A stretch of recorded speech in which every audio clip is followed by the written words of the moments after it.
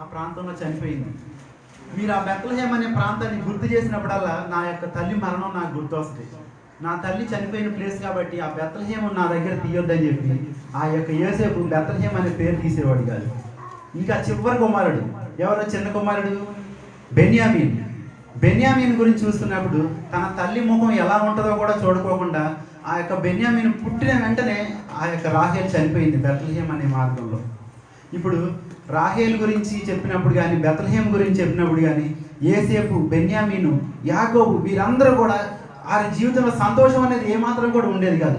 గుండెల నిండా దుఃఖం పొంగుకొని వచ్చేసేది. ఎందుకంటే ఆ బెత్లెహేమ్లోనే రాహేల్ మృతి పొందింది. అక్కడ మరణం ఉన్న చోట అదే ప్రాంతంలో మరణాన్ని మింగివేసే రక్షకుడైన యేసుక్రీస్తు వారు బెత్లెహేమ్ అనే ప్రాంతంలో జన్మించారు. హల్లెలూయా.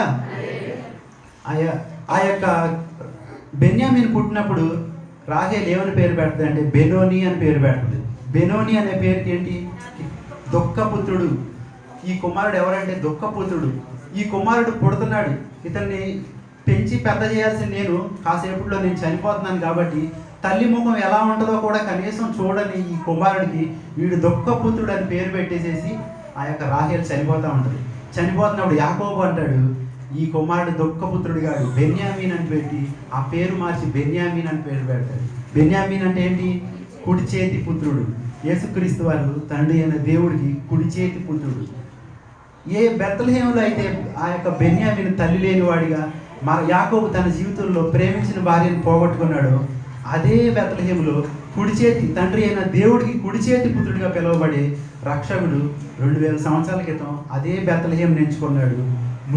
మరణము అనేది ఎక్కడైతే ఉందో, సంతోషం అనేది ఎక్కడైతే ఉందో, అదే ప్రాంతంలో ఒక స్వల్ప గ్రామంలో లోకానికి సంతోషాన్ని ఇచ్చే రక్షకుడు బెత్లెహేంలో జన్మించాడు. హల్లెలూయా. ఇంకా యేసుక్రీస్తు వారు పుట్టిన తర్వాత ఆయన పెరిగిందంతా కూడా ఏ గ్రామం? నజరేతు. ఆయన నజరేయుడు అనబడినని మనం చదువుకున్నాం కదా. యేసుక్రీస్తు వారు ఐగుప్తు దేశానికి వెళ్ళిపోయిన తర్వాత హేరోదు చనిపోతాడు. హేరోదు చనిపోయిన తర్వాత ఐగుప్తులో దేవుని యొక్క దూత స్వప్నంలో యోసేపుకు ప్రత్యక్షమై, ఈ శిశువును చంపబోయేవాడు చనిపోయాడు కాబట్టి మీరు తిరిగి ఇజ్రాయెల్ దేశానికి వెళ్ళండి. ఇజ్రాయెల్ దేశంలో నజరేతు అనే ఒక గ్రామం ఉంది. ఆ నజరేతు పట్టణంలో మీరు వెళ్ళి ఆ ప్రాంతంలో ఉండండి అని చెప్పి స్వప్నమందు దేవుని దూత ద్వారా తిరిగి మరలా కూడా ఆయన నజరేతు పట్టణానికి యోసేపు మరియలు బాలుడైన యేసుక్రీస్తుని తీసుకుని వస్తారు. హల్లెలూయా. ఇప్పుడు ఆయన పెరిగి పెద్ద అయ్యే వరకు కూడా నజరేతు అనే పట్టణంలో ఉన్నారు. నజరేతు అనే పట్టణం ఎలాంటిదంటే, ఆ పట్టణంలో అందరూ కూడా దొంగలు, వ్యభిచారులు, మోసగాళ్ళు, జోదాలు ఆడేవాళ్ళు, అలా వ్యసనాలకు బానిసైపోయిన ప్రతి ఒక్కళ్ళు కూడా ఆ యొక్క నజరేతు పట్టణంలో జీవించేవాళ్ళు. అందుకనే నతనయేలు అంటాడు కదా, నజరేతులో నుండి మంచిది ఏదైనా కూడా వచ్చినా అని చెప్పని అంటాడు. అంటే నజరేతులో మంచి వాళ్ళు అనేవాళ్ళు లేరు. ఆ పట్టణం గురించి తీసినప్పుడల్లా, ఆ పట్టణం ఎవరికైనా గుర్తొచ్చినప్పుడల్లా, ఆ పట్టణం ఒక వ్యభిచారులు ఉండే పట్టణం, ఆ పట్టణం ఒక మోసగాళ్ళు ఉండే పట్టణం, ఆ పట్టణంలో ఉండేవాళ్ళు అందరూ కూడా దొంగలే అని చెప్పి అందరూ ఆ పట్టణం గురించి ఒక నెగిటివ్గా అందరి హృదయాల్లో పడిపోయింది. అలాంటి నజరేతులో యేసుప్రభువు వారు పుట్టి ఆయన అక్కడ పెరిగిన తర్వాత ఆ యొక్క పట్టణం ఏమైందో తెలుసా? ఆఖరికి రక్షకుడిని ఈ ప్రపంచానికి అందించే పట్టణంగా మారిపోయింది. హల్లెలూయా. యేసుప్రభువు వారు ఆ యొక్క దారిలో వెళ్తున్నప్పుడు గుడ్డివాడు ఏమని పిలిచేవాడు తెలుసా? నజరేయుడైన యేసు వస్తున్నాడు అని చెప్పి అనేవాడు. అంటే ఆ నజరేత్ అనే పట్టణం యేసుప్రభువు ఒక ఇంటి పేరుగా మారిపోయింది. దెయ్యాలు ఏమని తెలుసా? నజరేయుడు అని యేసు అని కేకలేసేవి. యేసుక్రీస్తు వారి శిష్యులు అపొస్తలుల కార్యాల్లో ఎక్కడ స్వస్థతలు చేసినా కూడా నజరేయుడని యేసు నామంలో నీకు స్వస్థత ఉందని చెప్పి ఆ యొక్క యేసు ప్రభు నజరేయుడని యేసు అని నామాన్ని పెట్టి ప్రార్థన చేసేవాడు. అలాంటి అపవిత్రమైన పట్టణం, అలాంటి శాపగ్రస్తమైన పట్టణం ఆ యేసు ప్రభు వచ్చి పుట్టి ఆయన పెరిగిన తర్వాత ఆ పట్టణం మహా గొప్ప పట్టణంగా మార్చబడింది. ఆ ప్రాంతంలో ఉన్న దొంగలు, వ్యభిచారులు అందరూ కూడా యేసు ప్రభువును తమ హృదయంలో అంగీకరిస్తున్నారు. వారి హృదయాల్లో మార్పు అనేది కనపడింది. వారి హృదయాల్లో మారు మనసు అనేది వచ్చింది.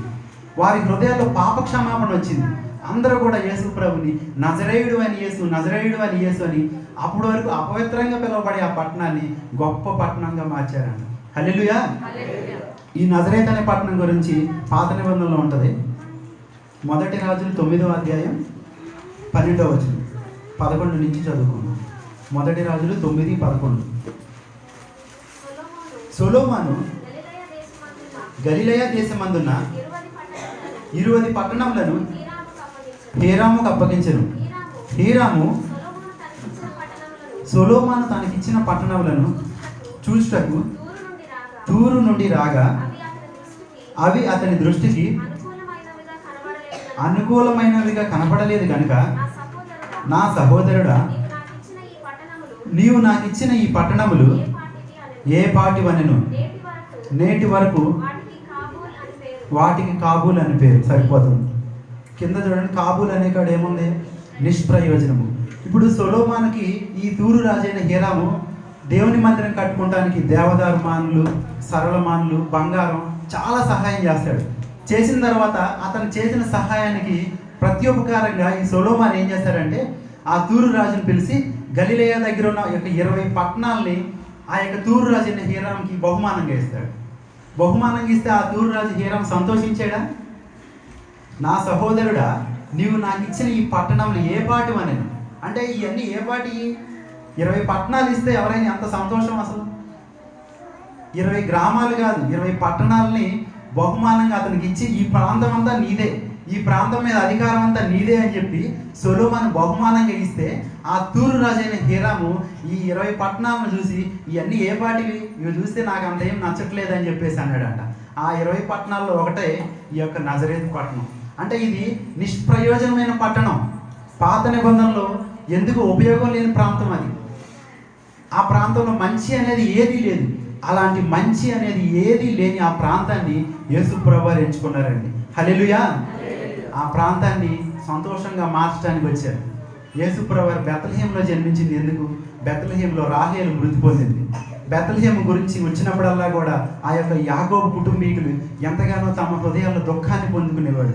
అలాంటి దుఃఖంతో నిండిపోయిన ఆ ప్రాంతంలో సంతోషాన్ని నింపాలని లోక రక్షకుడు బెత్లెహేంలో జన్మించారు.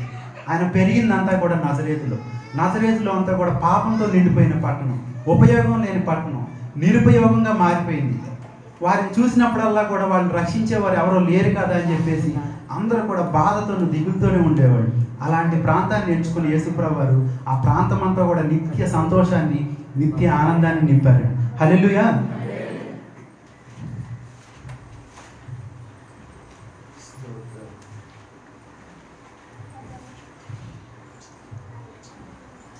పదవ వచనం, అయితే ఆ దూత భయపడకుడి, ఇదిగో ప్రజలందరికీ కలుగబోవు మహా సంతోషకరమైన సువర్తమానము నేను మీకు తెలియజేయుచున్నాను. ఇక్కడ దేవుని దూత ఆ యొక్క గొర్రెల కాపరులతో అంటుంది, ప్రజలందరికీ కలుగబోవు మహా సంతోషకరమైన సువార్తమానం. ప్రజలందరికీనండి. యేసుక్రీస్తు వారి పుట్టుక ఒక జాతికి మాత్రం సంబంధించింది కాదు, ఏదో ఒక కులానికి సంబంధించింది కాదు.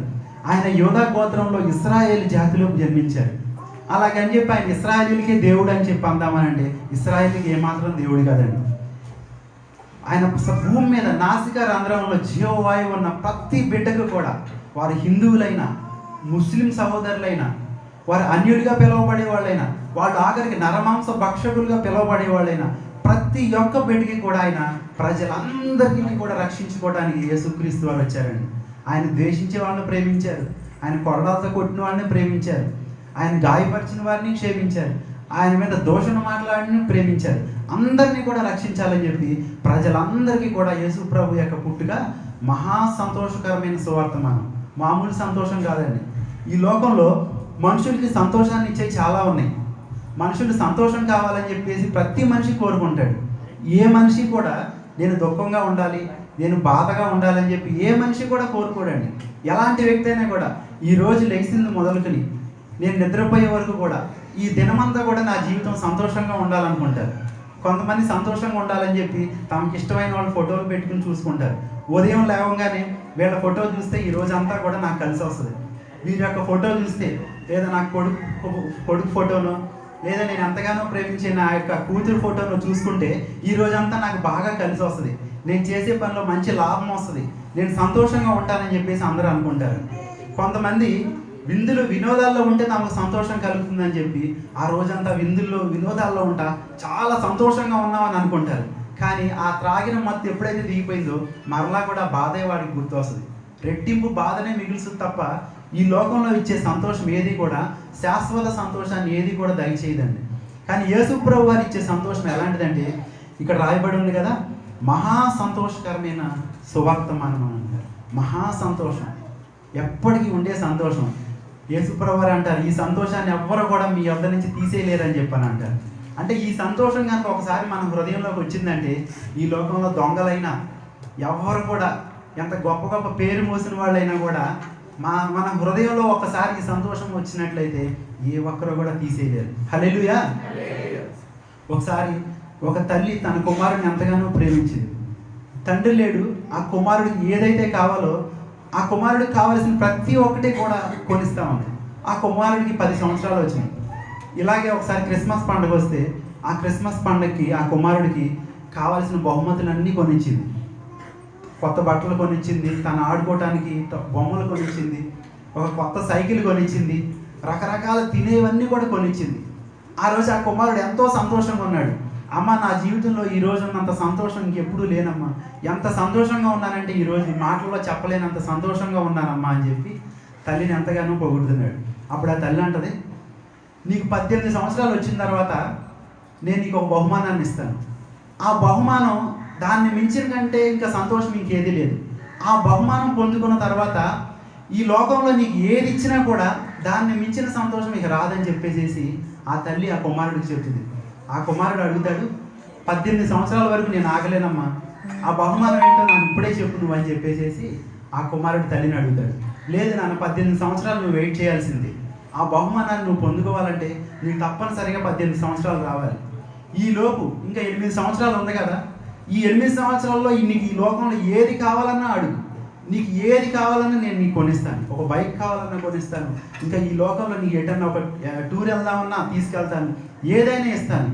ఏది ఇచ్చినప్పటికీ కూడా దానికంటే మించిన సంతోషం నీకు 18 సంవత్సరాల వయసులో నేను ఇవ్వబోతున్నానని చెప్పి ఆ తల్లి చెప్తుంది. ఆ కుమారుడు వెయిట్ చేస్తూ ఉంటాడు, ఎప్పుడు నాకు 18 సంవత్సరాలు వస్తాయా అని. తనకి 18 సంవత్సరాల వయసు దగ్గర పడుతున్నప్పుడు ఆ కుర్రాడు ఒకసారి ఆడుకుంటా పడిపోయి తలకి దెబ్బ తగిలి కోమాలోకి వెళ్ళిపోతాడు. కోమాలోకి వెళ్ళిపోయిన తర్వాత అతను డాక్టర్లు అంటారు, అమ్మ, నీ కుమారుడికి హార్ట్కి హోల్ ఉంది.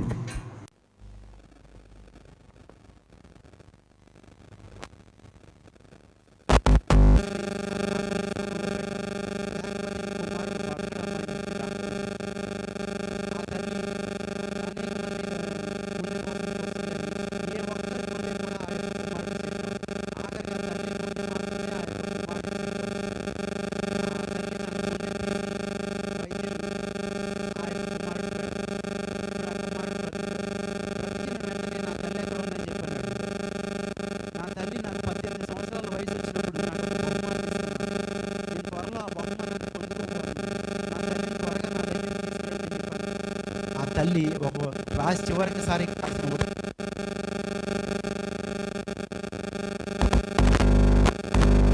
నీకు చిన్నప్పుడే ఆ యొక్క హార్ట్లో ఒక చిన్న హోల్ పడింది, దానివల్ల నువ్వు ఎక్కువ రోజులు బ్రతకవని చెప్పి డాక్టర్లు చెప్పారు. అయితే నీకు యవనస్తుడు అయిన తర్వాత నీకు ఆపరేషన్ చేసి ఆ యొక్క గుండెను, ఆ పాత గుండె స్థానంలో ఎవరో ఒకరు గుండెని అమర్చాలన్నారు. నీకు వేరే ఒకరు గుండె పెడతానికి ఎంతోమందికి ప్రయత్నం చేశాను, కానీ ఏ ఒక్కరి గుండె కూడా నీకు సెట్ అవ్వలేదు. ఆఖరికి నువ్వు నా కుమారుడు కాబట్టి నా గుండె మాత్రమే నీకు సెట్ అవుతుందని చెప్పి నా గుండెను నీ యొక్క గుండె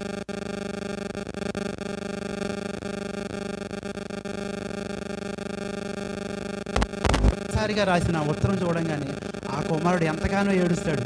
అయ్యో అమ్మ, నా కోసం నువ్వు చనిపోయావా, నేను ఈ లోకంలో ఇంకా కొన్ని రోజులు బ్రతకాలని చెప్పేసి నువ్వు నీ గుండెని తీసి నా గుండెకి అమర్చావా తల్లి అని చెప్పి ఎంతగానో ఆ తల్లిని గుర్తు చేసుకుని తన ఎంతో ఏడుస్తాడు.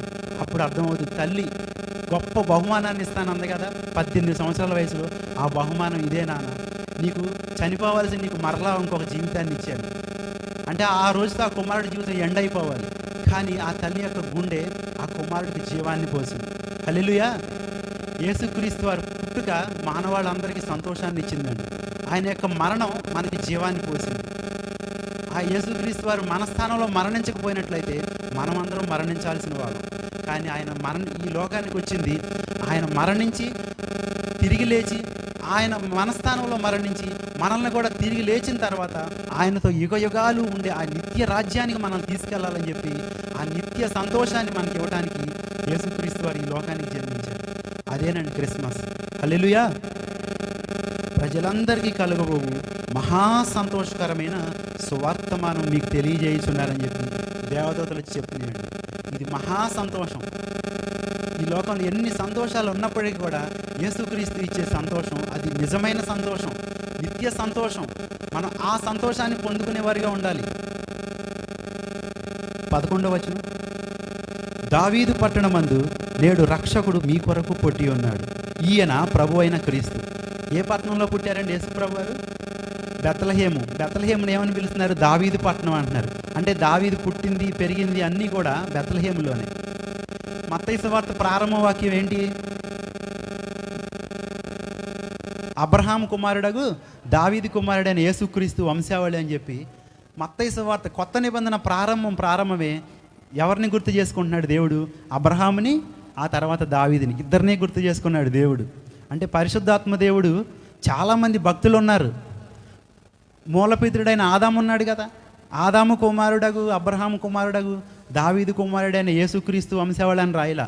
లేదా ఆదాము కుమారుడగు నోవాహు కుమారుడగు అబ్రహాము కుమారుడైన యేసుక్రీస్తు వంశావళి అని రాయలేదండి. ఆదామును పక్కన పెట్టేశాడు దేవుడు. ఆ తర్వాత జలప్రలయంలో మనల్ని అందరినీ కాపాడిన మన మూలపితృడు నోవాహు గారు ఉన్నారు కదా, నోవాహు నీతిమంతుడు అని పిలువబడిన ఆ నోవాహును కూడా పక్కన పెట్టేశాడు.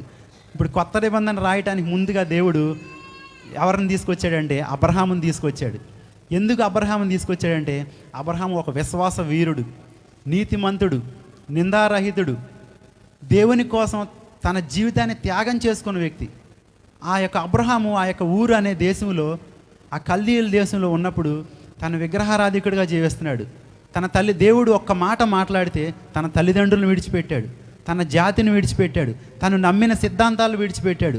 దేవుని కోసం సర్వాన్ని విడిచిపెట్టి దేవుడు చూపించే మార్గంలో ఏమీ తెలియకపోయినా కూడా ఆ దేవుడు చూపించే మార్గానికి ఆయన ప్రయాణమై వచ్చాడండి.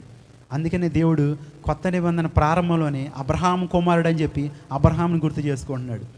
ఈ అబ్రహాం ఎవరంటే, దేవుడు ఒకసారి వచ్చి, అబ్రహామా, నువ్వు ఎంతగానో ప్రేమించే ఆ కుమారుడైన ఇస్సాకుని, నువ్వు ప్రాణంగా ప్రేమిస్తున్నావు కదా ఇస్సాకుని, లేక వృద్ధాప్యంలో పుట్టాడని చెప్పేసి ఈ కుమారుడే సర్వస్వం, నా ముద్దుల కొడుకు, నా గారాల కొడుకు అని చెప్పి ఎంతగానో ప్రేమిస్తున్నావు కదా, ఆ కుమారుడిని నువ్వు బలివ్వాలని చెప్పని అంటాడు. అబ్రహాం గుండెల్లో అయితే రాయం పడలేదు, ఒక్కసారి షాక్ ఏం అవ్వలేదు అబ్రహాం. అలాగే ప్రభా, నువ్వు చెప్పినట్టే నా కుమారుడిని బలిస్తానని చెప్పేసి అన్నాడు. ఒక విశ్వాసం ఉంది. ఏంటి ఆ విశ్వాసం? నేను నా కుమారుడిని తీసుకెళ్ళి దేవుడు చెప్పిన మోరియా పర్వతం మీద నా కుమారుడిని పడుకోబెడతాను, ఆ బలిపీఠం మీద పడుకోబెట్టి కట్టెలు పెట్టి దహన బలిగా నా కుమారుడిని బలిస్తాను. నా కుమారుడు మరణిస్తాడు. మరణించిన తర్వాత నా కుమారుడిని ఆ దహన బలి మీద ఆ కుమారుడి యొక్క శరీరం అంతా బూడిదైపోద్ది. ఇప్పుడు బూడిదైపోయిన ఆ శరీరంలోంచి మరలా నా కుమారుడిని తిరిగి బ్రతికిస్తాడని ఒక గొప్ప విశ్వాసంతో ఉన్నాడు. కాబట్టి ఏమాత్రం సందేహించుకోకుండా అబ్రహాము ప్రయాణం అయ్యాడు. హల్లెలూయా. అందుకే అక్కడ పనివాళ్ళతో అబ్రహాం అంటాడు, ఆ మోరియా పర్వతంకి వెళ్తున్నప్పుడు, నేను నా కుమారుడు ఆ మోరియా పర్వతం మీదకి వెళ్ళి బలర్పించి మరలా తిరిగి మేమిద్దరం వస్తామని అంటాడు. మరలా మేము వస్తామని చెప్పాను అంటాడు. అంటే అబ్రహాం మనసులో ఒక విశ్వాసం ఉంది, నా కుమారుడు తప్పనిసరిగా బ్రతికిస్తాడు, నేను నమ్మిన దేవుడు. నా దేవుడు ఎవరంటే సర్వశక్తిమంతుడు, 100 ఏళ్ల వయసులో నాకు సంతానం ఇచ్చిన దేవుడు, చనిపోయిన నా కుమారుడిని తిరిగి బ్రతికించగలిగిన సర్వశక్తిమంతుడని ఆ దేవుడి మీద విశ్వాసం ఉంచాడు. హల్లెలూయా. ఈరోజు ఈ దేవుడి మీద మనం విశ్వాసం ఉంచాలండి. దేవుడు, మనం ఆరాధించే దేవుడు ఒక రాయిలాగా, ఒక విగ్రహంలాగా లేడు. ఆయన సర్వశక్తిమంతుడు, ఆయన ఏదైనా చేయగలిగిన సమర్థుడైన దేవుడు అండి. హల్లెలూయా. అబ్రహాం ఆ గొప్ప విశ్వాసాన్ని కలిగి ఉన్నాడు కాబట్టి మృతతుల్యమైన ఆ శరీరంలోంచి విస్తారమైన జనాన్ని ఆకాశంలో నక్షత్రాల వలె, ఇసుకలో సముద్రం తీరమందల ఇసుక రేణువుల వలె గొప్ప సంతానంగా ఉంచాడు. అందుకని దేవుడు ప్రారంభంలో అబ్రహాం కుమారుడు అని అంటున్నాడు. ఆ తర్వాత ఎవరు? దావీదు కుమారుడైన యేసుక్రీస్తు వంశావళి అని అంటున్నాడు.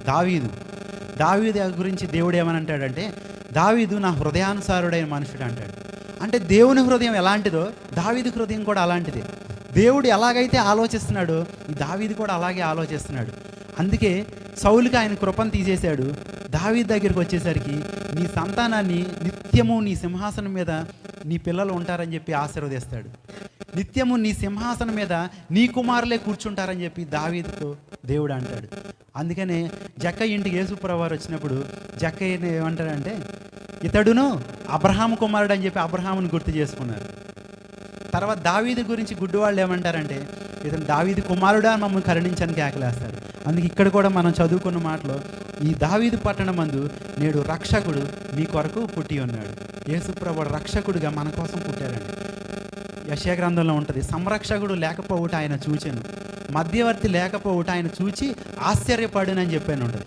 అంటే తన ప్రజలైన ఇశ్రాయేలు అందరూ కూడా, ఆ యెషయా గ్రంథం 59 మొదట్లోనే ఉంటుంది, రక్షింపనేరకుండానట్లు యెహోవా హస్తము కొరచ కాలేదు, విననేరకుండానట్లు ఆయన చెవులు మందం కాలేదని చెప్పి అదే అధ్యాయం చివరిలోకి వెళ్ళేసరికి సంరక్షకుడు లేకపోవట చూచి ఆయన బాధపడింది, మధ్యవర్తి లేకుండా చూచి ఆయన ఆశ్చర్యపడింది, ఆయన బాహువే ఆయనకు సహాయం చేసినని చెప్పేసి రాయబడి ఉంటుందండి. సంరక్షకుడు అంటే రక్షించే రక్షకుడు ఎవరూ లేరంట. ఈ లోకంలో మనం పాపంలో పడి శాపంలో నశించిపోతా తన ప్రజలైన ఇశ్రాయేలీలు, తన ప్రజలుగా పిలవబడే ఇశ్రాయేలీలు కాదు, ఒక్కరినే కాదండి దేవుడు చూసింది, ఈ భూమి మీద సర్వ మానవాళిని ఆయన చూస్తున్నాడు. ప్రతి ఒక్కళ్ళు కూడా ఒక్కొక్కళ్ళు ఒక్కొక్క దారిలో గొర్రెల వరలే చెదిరిపోయారంట. చెదిరిపోయి దేవునికి దూరం అయిపోయి నశించిపోతా ఉన్న తన ప్రజల్ని రక్షించుకోవడానికి మధ్యవర్తి ఎవరన్నా ఉన్నారా అని చూస్తున్నాడంట దేవుడు. రక్షకుడు అనేవారు ఎవరన్నా ఉన్నారా అని చూస్తున్నాడంట. ఎవ్వరూ లేరంట. అప్పుడు ఎవరు సహాయం చేశారంటే తండ్రి అని దేవుడికి ఆయన బాహువే ఆయనకు సహాయం చేసినని ఉంటుందండి. ఆయన బాహు అంటే ఎవరు? బాహు అంటే ఎవరో కాదు, కుడి చేతి పుత్రుడు అని మనం నాకు చెప్పుకున్నాం కదా. బాహు అంటే కుడి చేయి. ఆయన యొక్క తండ్రి అయిన దేవుడికి కుడి చేతి పుత్రుడిగా పిలువబడే ఆ యొక్క యేసుప్రభు వారే ఈ లోకంలో ఉన్న సర్వమానవాళికి కూడా సహాయం చేశారు. మన ప్రభు రక్షకుడు, ఆయన రక్షించుకోవటానికి ఈ లోకంలోకి దిగి వచ్చారు. హల్లెలూయా. వెంటనే పరలోక సైన్య సమూహము ఆ దూతతో కూడా నుండి సర్వోన్నతమైన స్థలములలో దేవునికి మహిమయు ఆయనకిష్టులైన మనుషులకు భూమి మీద సమాధానము కలుగునుగాక అని దేవుణ్ణి స్తోత్రం చేయుచుండిరి. ఇక్కడ పరలోక సైన్యం కనపడతా ఉంది. పరలోక సైన్యము, భూమి మీద ఒక సైన్యం ఉందండి. పరలోక సైన్యం ఎవరంటే దేవదూతలు, భూమి మీద ఉన్న సైన్యం ఎవరంటే ఈ యొక్క గొర్రెల కాపర్లు. ఇక్కడ రెండు సైన్యాలు కూడా కలిపి ఒక సైన్యంగా ఉందండి. అలాగే మనమంతా కూడా భూమి మీద దేవుడి సైన్యంగా ఉండాలి. మనం పరలోకపు సైన్యం దేవదూతలు దేవునిగా పిలువబడితే, భూమి మీద ఉన్న మనం ఒక్కొక్కళ్ళు దేవుని కోసం ఒక్కొక్క సైనికుల్లాగా జీవించేవారిగా ఉండాలి.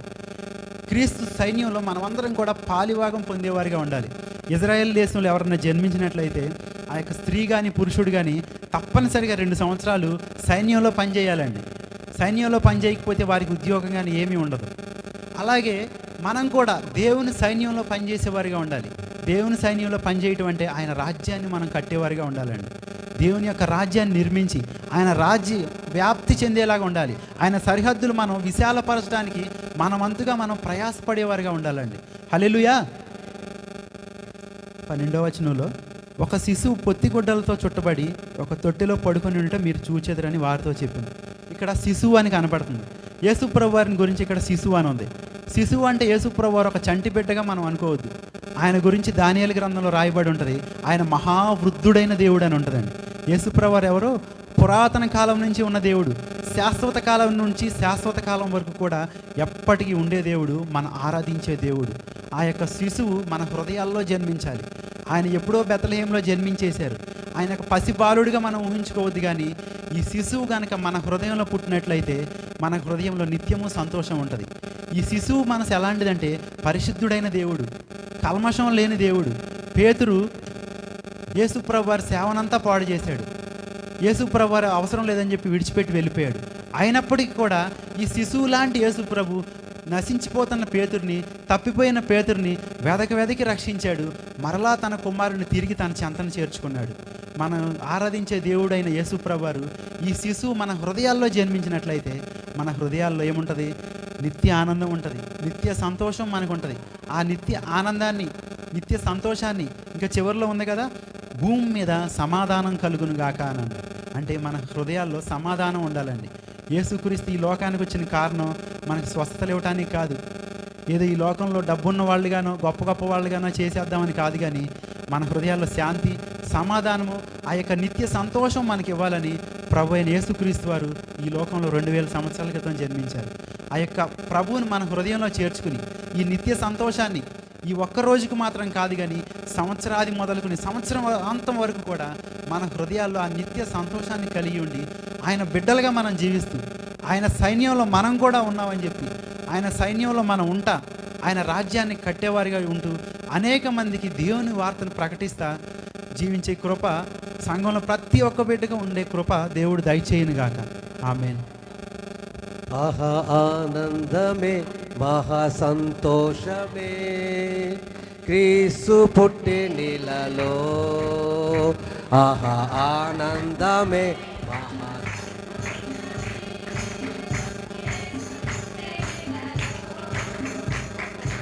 ఆనందమే మహా సంతోషమే యేసు పుట్టిన